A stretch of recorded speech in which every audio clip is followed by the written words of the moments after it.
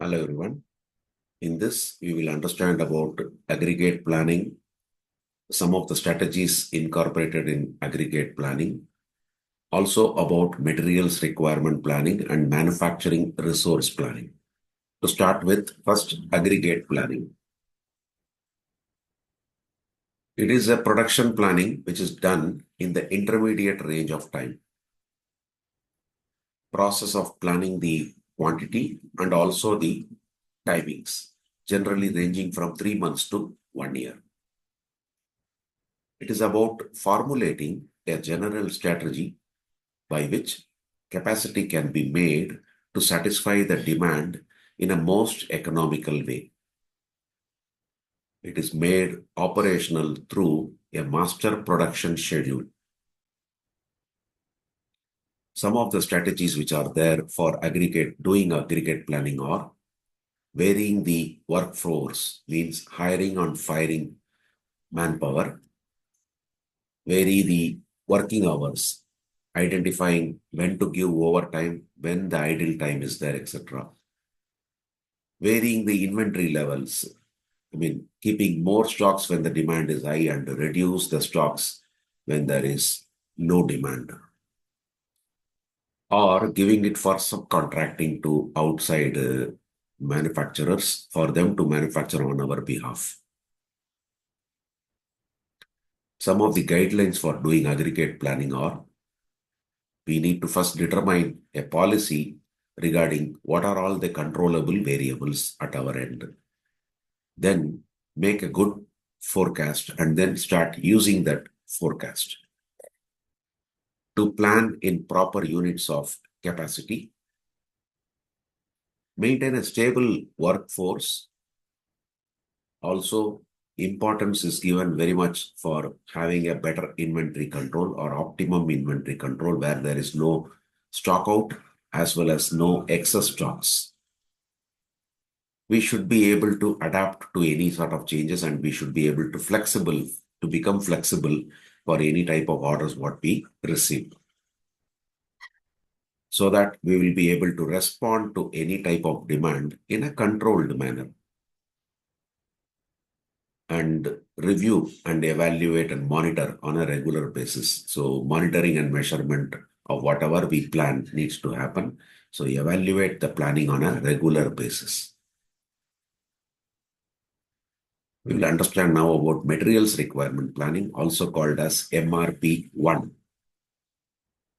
It is about the basic calculations which are done to determine the component requirements from end item requirements. Means from the end item, you are going backward and to identify what are all the component requirements.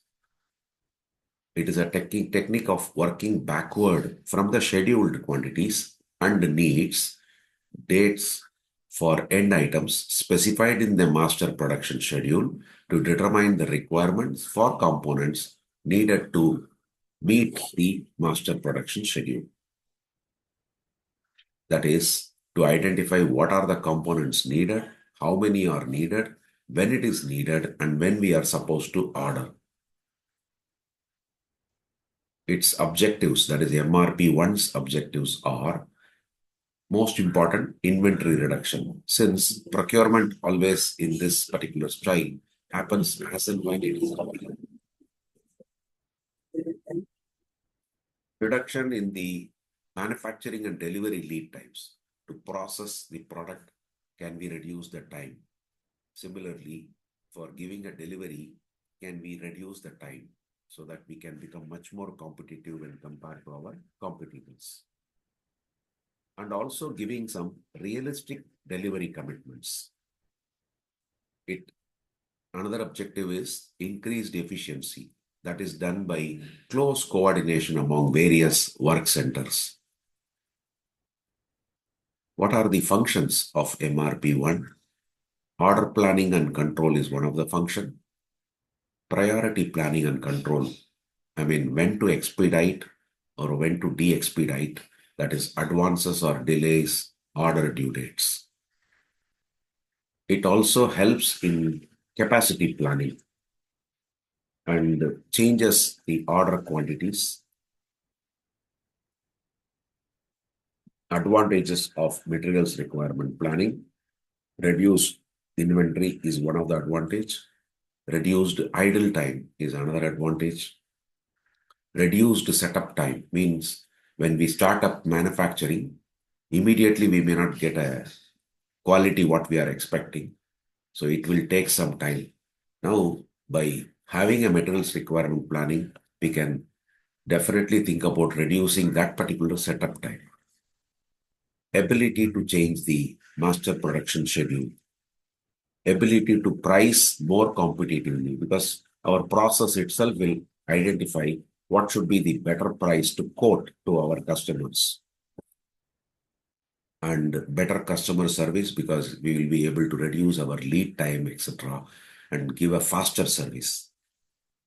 Better response to market demands. So these are some of the advantages of MRP 1. Even a reduced selling price, that is because we will be able to price more competitively, so that naturally goes into a reduced selling price. Disadvantages of MRP: lack of top management commitment becomes a disadvantage. It needs a higher degree of accuracy for operations. It is too right, that is, when MRP develops a schedule, it is quite difficult to deviate from the schedule if need arises. Practically, it is difficult to follow just-in-time production system. Next, manufacturing resource planning, which we call it as MRP II. It actually evolved logically from materials requirement planning, means MRP II is a modified version of MRP 1. MRP 1 focuses on calculating material requirements, managing inventory levels, and ensuring timely material availability.